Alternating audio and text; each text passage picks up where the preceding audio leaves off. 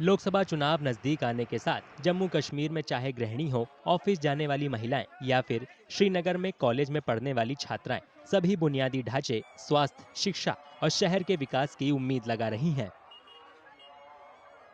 कई महिलाओं ने कहा कि वे एक ऐसा जनप्रतिनिधि चाहती हैं जो उनकी चिंताओं को समझे और उनके समाधान के लिए काम करे।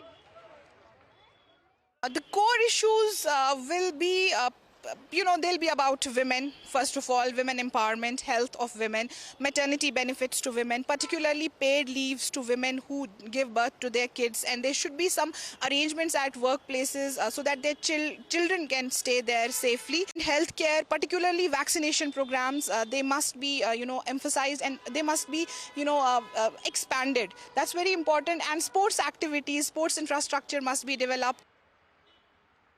पिछले साल सितंबर में महिला आरक्षण बिल पास हुआ था, जो संसद और राज्य विधानसभाओं में महिलाओं को 33% आरक्षण देता है। माना जा रहा है कि आने वाले सालों में महिला वोटरों की संख्या बढ़ सकती है, जो राजनीति और चुनावों में निर्णायक भूमिका निभा सकती हैं। श्रीनगर में फर्स्ट टाइम महिला वोटरों का मानना है कि फैसला लेने की प्रक्रिया में उनकी हिस्सेदारी होनी चाहिए और सही उम्मीदवार को वोट देकर वे अपनी मुश्किलें खत्म कर सकती हैं। इस साल इरादा है वोट करने का, बट फॉर दैट अगर ऐसा कोई नुमाइंदा हो, रिप्रेजेंटेटिव हो जो हमारी डिमांड्स को आगे जाके गवर्नमेंट के सामने रखे, तो वोट करने का मतलब बनता है, otherwise it's futile I guess. तो ये बताइए, आप वोट करने की इम्पोर्टेंस आपको पता है कि?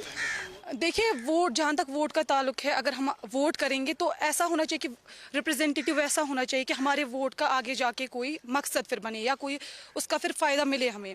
लाइक हमारी कुछ वोज है, कंसर्न्स है, वो आगे जाके एड्रेस हो।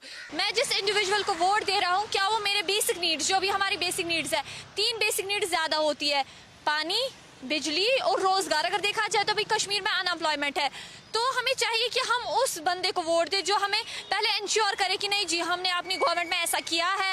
अगर उन्होंने वैसा किया होगा तो आप उनको वोट दें, क्योंकि बातें सब कर दे, लेकिन हमें देखना चाहिए कि कौन बंदा इस लायक है जो हमारी नीड्स पूरी करेगा।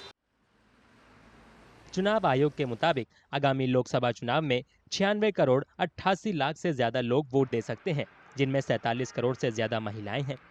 वहीं 2 करोड़ 63 लाख वोटरों में से 1 करोड़ 41 लाख महिलाएं हैं। लोकसभा चुनाव के लिए 7 चरणों में 19 अप्रैल से 1 जून तक वोटिंग होगी। श्रीनगर में 13 मई को मतदान होगा। वोटों की गिनती 4 जून को होगी।